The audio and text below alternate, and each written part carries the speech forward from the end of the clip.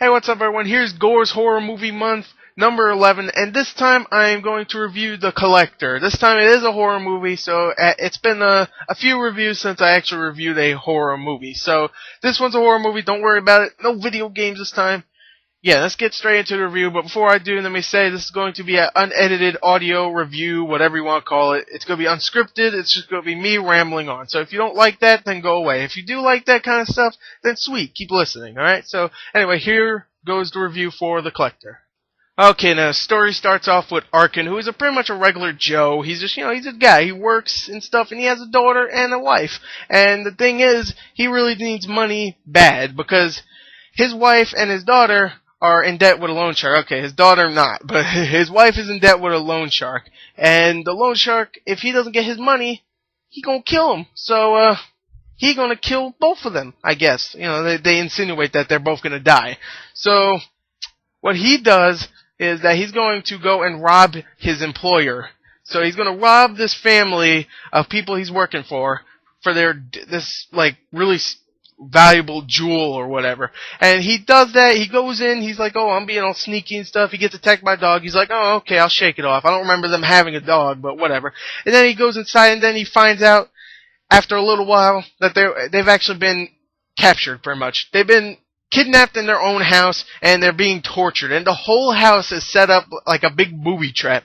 Everywhere he goes, there's some elaborate thing that can kill him. There's a wire that if he goes over it, something comes down from the ground and kills him. There's a thing where if you trip over it, a freaking machete will come down and cut you in half. And there's a whole bunch of bear traps and stuff. And it's a really cool setting. Let me just say that. I really like the setting of this film. And I actually kind of like the story. You really feel for the character Arkin. I mean, he's doing it for a reason. He's not just a plain old robber. He's doing it for a reason. And I felt for him. Because his family's rich, and sure, if they lose that jewel, they'll be like, oh, they'll be sad, but come on. I mean, they're rich. They really are rich. They have a huge house, they have a whole bunch of stuff, and they have a jewel. A jewel like that, come on. They don't need it, give it to Arkin, man. Come on, he's dying over here. Well, actually, they're dying more than him, because they're getting tortured, but, he's dying over here. His wife's gonna die, come on. His children. You have to think of the children. So, yeah, you really fell for his character. So, let me just say that. I really like the story. Now, let me go on to the pros and cons of the film. Alright, let me talk about the pros of the film. I really, really like the character development in this film. And I really like the characters. Arkin's a really cool character. He just looks like a sweetheart. He's so sweet. I mean, he's a cool, sympathetic guy, so that's really cool. I like the character development. You feel sorry for some of these family members.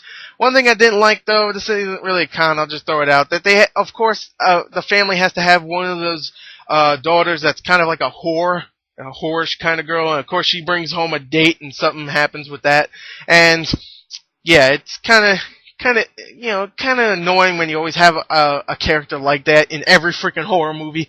There's always gotta be that whorish girl, whatever.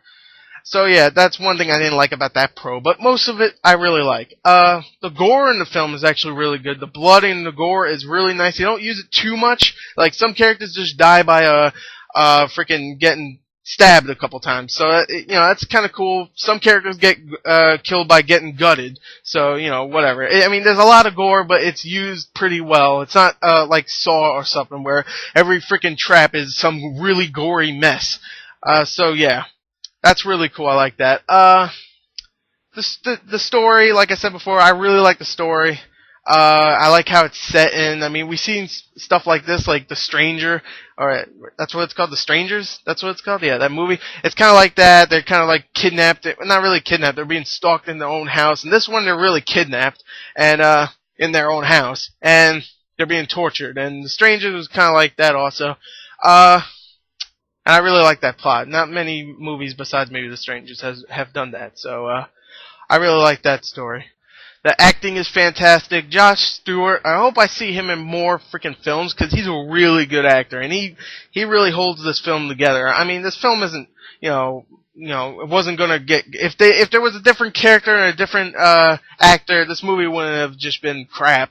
I think it still would have been good, but he makes the film really, really good. I really like his character, and I really like his acting. Everybody else did pretty good for what their roles were. Even the guy that plays the Collector, he was pretty good. So, yeah. Overall, I really like the acting. Let me go on to the cons of the film, though. Some of the camera angles are a little weird. They do this thing where they do like an aerial view of the house where you can see the whole layout of the house, and you can see like one room and one room here. You can see both of the rooms. You can see both of the characters that are in each room, and they pretty much they do that a little bit too much. They do it like 3 or 4 times, and if they did it like once or twice, that would have been cool. And I would have hated it. I really liked it the first time. I'm like, ooh, that's really cool, but it also kind of ruined some of the suspense. Because, I mean, come on, you can see the guy if you go open the door or something and, see if he's there. So it kind of ruined some of the suspense, but it's still not, it would have been good if it was used once or twice, but it was kind of annoying since it was used like 3, 4, maybe even 5 times. So, yeah, I didn't like that. And some of the dialogue is a little weak, not from the Arkin character, but from all the other characters. Maybe one here and there wasn't that bad, but some of it was pretty mediocre, I have to say. Definitely from the girl character, the daughter character. She was, the horror character. Let me just say that if you don't remember. She has some really weak lines, but maybe that's because she's not a great actor. And really, that's all the cons I could think of. I mean, I have one other con. It's short. It's about 80 minutes long, and that's bullshit. It should be a little bit longer, but really, after 10, 15 minutes of the movie, it gets to the house, and it doesn't stop. He's in the house the whole time. And yeah, that's like an hour of him being in the house getting tortured and trying to save people. So yeah, that's really cool. Even though it's still short, it should be longer. Let me just say that. Anyway, yeah, that's my cons, and really, I really like this film. I think everybody should go check it out. Go rent it at a Redbox. Go rent it on Netflix. I don't know. Go see it because it's actually really good. So, if I had to give a score, I don't know what I'd give it. I give it an 8.2 out of 10. I really liked it. I give it 8.1 out of 10. I never really give that score that much. So there you go. 8.1 out of 10. Yeah. Go see it. It's a pretty good movie. So there you go. There's Gors Horror Movie Month, or Gors Month of Horror, I should just call it, like someone said before, because I do video games also. So yeah, Gors Month of Horror, number 11. There you go. Thank you and goodbye.